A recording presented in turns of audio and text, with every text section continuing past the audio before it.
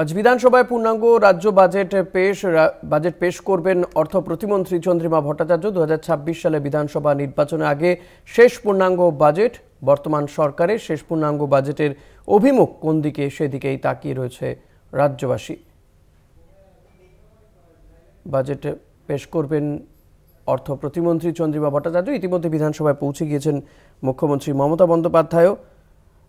2026 বিধানসভা নির্বাচনের আগে এটাই শেষ বাজেট, শেষ পূর্ণাঙ্গ বাজেট। এই বাজেটে রাজ্যবাসীর জন্য ঠিক কী কী থাকবে সেদিকে নজর রয়েছে রাজ্যবাসীর। লক্ষ্মী ভাণ্ডারের টাকার অর্থ বাড়ানো হবে কিনা এবং সেক্ষেত্রে আরও যে বিষয়গুলো রয়েছে, রাজ্য সরকারি কর্মচারীদের ডিএ বৃদ্ধি হবে কিনা সেটাও এই বাজেটে ঘোষণা হয় কিনা সেদিকে নজর। নতুন কোনো প্রকল্প আসে কিনা, কারণ রাজ্যে কর্মসংস্থানের দিকটা নিয়েও বিরোধীরা বারবার অভিযোগ করে থাকে। তবে সেই সমস্ত বিষয়গুলোকে কতটা গুরুত্ব পায় রাজ্য বাজেটে সেদিকে নজর রয়েছে গোটা রাজ্যের মানুষের। দেবাশিস সেনগুপ্ত রয়েছেন,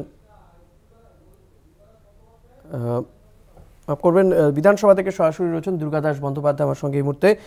দুর্গাদাস, যেটা জানতে চাইব যে রাজ্যবাসী এই বাজেটের দিকে তাকিয়ে রয়েছে। 2026 বিধানসভা নির্বাচনের আগে শেষ পূর্ণাঙ্গ বাজেট।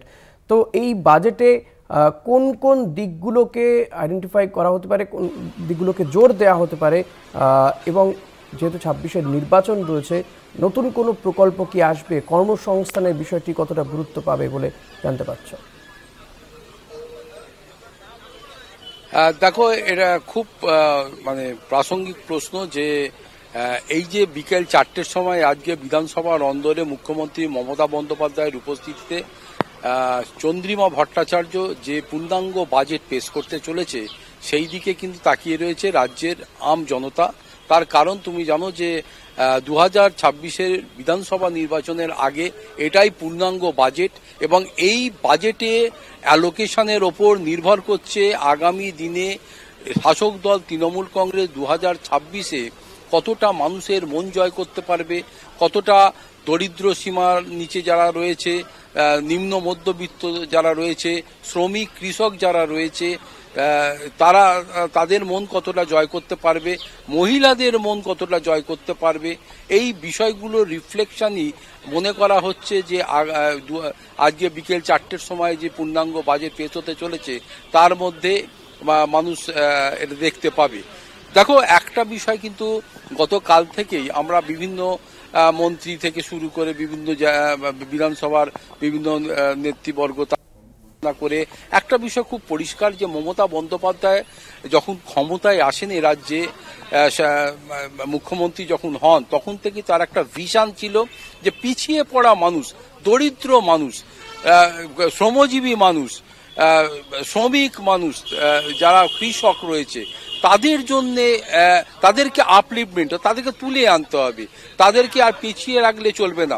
আর্থিক দিক থেকে যারা পিছিয়ে রয়েছে তাদেরকে যদি আর্থিকভাবে তাদের ক্রয় ক্ষমতা না বৃদ্ধি করতে পারি, মাথাপিছু আয় না বাড়াতে পারি, কর্মসংস্থান যদি না করতে পারি, তাহলে কিন্তু মানুষ শুধুমাত্র রাজনৈতিক কথাবার্তা শুনে তার প্রতি আকৃষ্ট হবে না।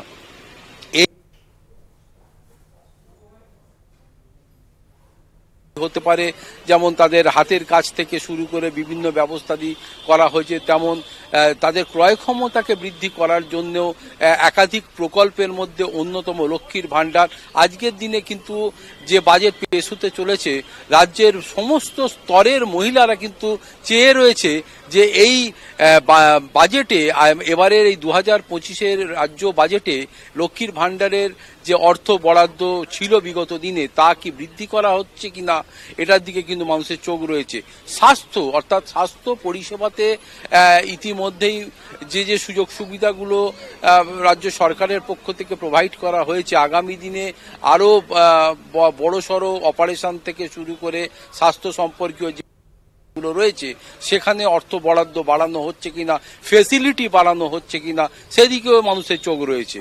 পাশাপাশি যে বিষয়গুলো রিফ্লেক্ট হওয়ার সম্ভাবনা রয়েছে, যে সম্প্রতি বিজিবিএস যেটা হয়ে গেল বিজনেস সামিট, সেখানে প্রচুর টাকার বিনিয়োগের কথা কিন্তু ইতিমধ্যেই ঘোষণা করেছে দেশের এবং এই রাজ্যের যে সমস্ত বড় বড় যারা বিজনেস ম্যাগনেট রয়েছে তারা।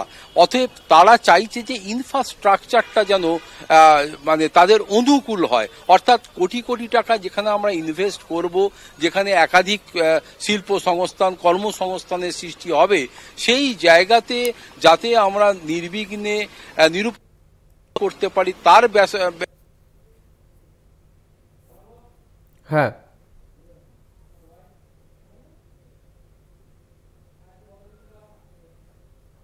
দুর্গাদাস শোনা যাচ্ছে আমার কথা?